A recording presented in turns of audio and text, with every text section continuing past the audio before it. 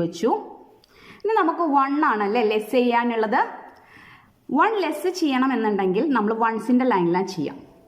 Okay, അപ്പം നമുക്ക് ചെയ്യാനായിട്ട് സ്മോൾ ഫ്രണ്ട് ചെയ്യാൻ കഴിയില്ല, കാരണം നമുക്ക് സ്മോൾ ഫ്രണ്ട് ആഡ് ചെയ്ത് കിടക്കുന്നില്ല. അതുകൊണ്ട് നമുക്ക് സ്മോൾ ഫ്രണ്ട് അല്ല ബിഗ് ഫ്രണ്ടിലെ സ്ട്രാറ്റജി തന്നെയാണ് നമുക്ക് യൂസ് ചെയ്യേണ്ടത്. ഓക്കെ, അപ്പം നമ്മൾ എന്ത് ചെയ്തു, വൺസിൻ്റെ ലൈന് നോക്കി. വൺസിൻ്റെ ലൈനിൽ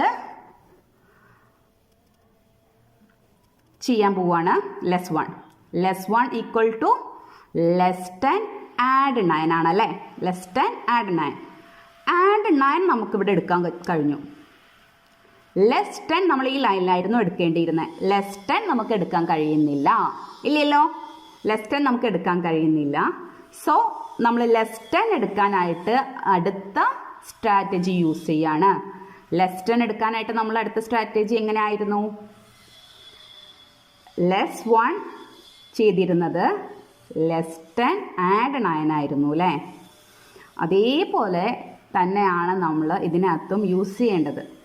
അതിൽ റോഡുകൾ ഇങ്ങനെ മാറുമ്പോൾ എന്ത് സംഭവിക്കുന്നു എന്നേ ഉള്ളൂ, നമ്മളൊരു 0 ഇങ്ങനെ കൂടി വരുന്നതേ ഉള്ളൂ.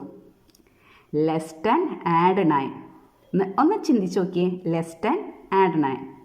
പക്ഷേ ഈ ലൈനിലായതുകൊണ്ട്, ഈ ബി ഡി ലൈനിലായതുകൊണ്ട്, ഈ റോഡിനകത്തായതുകൊണ്ട് എന്തായി, ലെസ് 100. ഈ റോഡിലാണ് 9 വരേണ്ടത് അല്ലേ. അല്ല, 9 ബീഡ്സിന് ഈ റോഡിലായതുകൊണ്ട് 19 എന്ന് പറയാൻ പറ്റൂ. അപ്പോൾ ലെസ് 100 ആഡ് 19. അപ്പം നമ്മൾ